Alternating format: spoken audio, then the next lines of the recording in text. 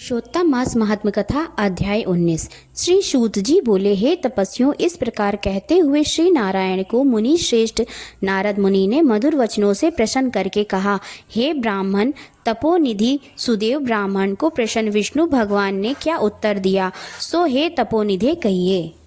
श्री नारायण बोले, इस प्रकार महात्मा सुदेव ब्राह्मण ने विष्णु भगवान से कहा।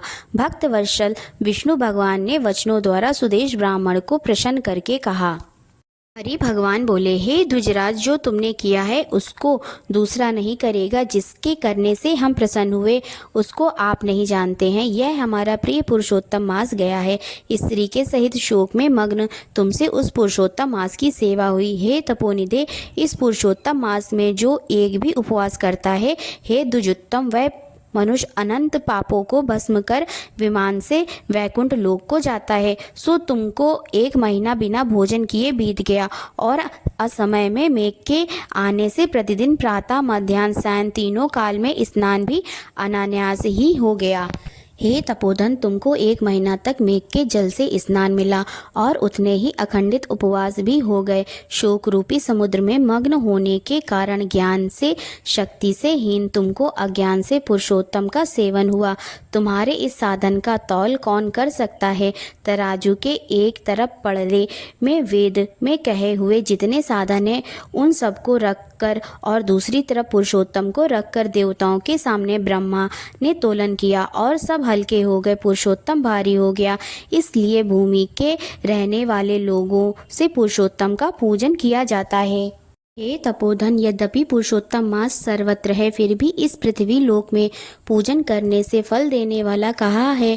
इससे हे वत्स, इस समय आप सब तरह से धन्य हैं, क्योंकि आपने इस पुरुषोत्तम मास में उग्र तथा परम दारुण तप को किया। मनुष्य शरीर को प्राप्त कर जो लोग श्री पुरुषोत्तम मास में स्नान दान आदि से रहित रहते हैं, वे लोग जन्म जन्मांतर में दरिद्र होते हैं। इसलिए जो सब तरह से हमारे प्रिय पुरुषोत्तम मास का सेवन करता है, वह मनुष्य हमारा प्रिय धन और भाग्यवान होता है। श्री नारायण बोले, हे मुने जगदीश्वर, हरि भगवान इस प्रकार कहकर गरुड़ जी पर सवार होकर शुद्ध वैकुंठ भवन को शीघ्र चले गए। सपत्नी सुदेव शर्मा पुरुषोत्तम मास के सेवन से मृत्यु से उठे हुए सुखदेव पुत्र को देखकर अत्यंत दिन रात प्रसन्न होने लगे।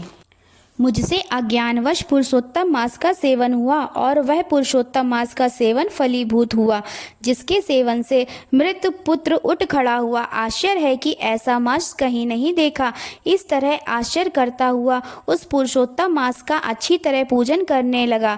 वह सपत्नी ब्राह्मण श्रेष्ठ इस पुत्र से प्रसन्न हुआ और सुखदेव पुत्र ने भी उसके उत्तम कार्यों से सुदेव शर्मा पिता को प्रसन्न किया। सुदेव शर्मा ने पुरुषोत्तम मास की प्रशंसा की तथा आदर के साथ श्री विष्णु भगवान की पूजा की और कर्म मार्ग से होने वाले फलों में इच्छा का त्याग कर एक भक्ति मार्ग में ही प्रेम रखा। श्रेष्ठ पुरुषोत्तम मास को समस्त दुखों का नाश करने वाला जानकर उस मास के आने पर स्त्री के साथ जप हवन आदि से श्री हरि भगवान का सेवन करने लगा। वह सपत्नी श्रेष्ठ ब्राह्मण निरंतर 1000 वर्ष संसार के समस्त विषयों का उपयोग कर विष्णु भगवान के उत्तम लोक को प्राप्त हुआ, जो योगियों को भी दुष्प्राप्य है। फिर यज्ञ करने वालों को कहाँ से प्राप्त हो सकता है। जहाँ जाकर विष्णु भगवान के सन्निकट वास करते हुए शोक के भागी नहीं होते हैं, वहाँ पर होने वाले सुखों को भोगकर गौतमी तथा सुदेव शर्मा दोनों स्त्री पुरुष इस पृथ्वी में आए।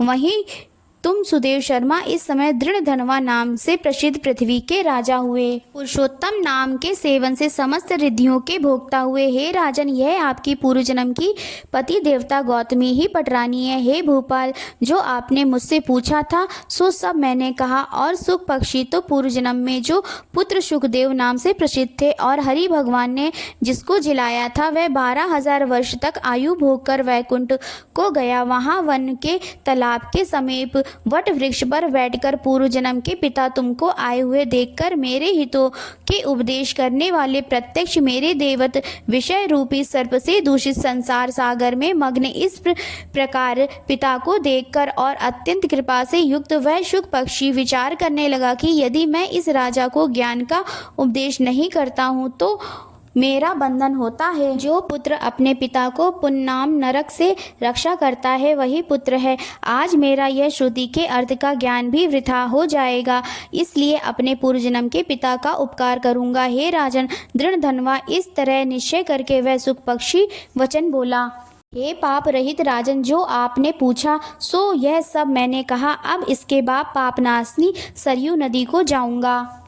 श्री नारायण बोले। इस प्रकार बहुत समय तक उस प्रसिद्ध यशस्वी राजा दृढ़धनवा के पूर्व जन्म का चरित्र कहकर जाते हुए वाल्मीकि मुनि की प्रार्थना कर असंख्य पुण्यवान राजाओं का राजा वाल्मीकि मुनि को नमस्कार करता हुआ कुछ बोला। ओम नमो नारायणा, ओम नमो भगवते वासुदेवाय। आशा करती हूँ आप सभी को यह वीडियो अवश्य ही पसंद आई होगी। अगर आपको यह वीडियो पसंद आई हो तो प्लीज़ इसे लाइक करें, अपने दोस्तों तथा परिवार के साथ इसे शेयर करें। हमारे इस चैनल को सब्सक्राइब अवश्य ही करें। बेल आइकन दबाना ना भूलें। कमेंट में अपना सुझाव अवश्य ही दें। राधे राधे।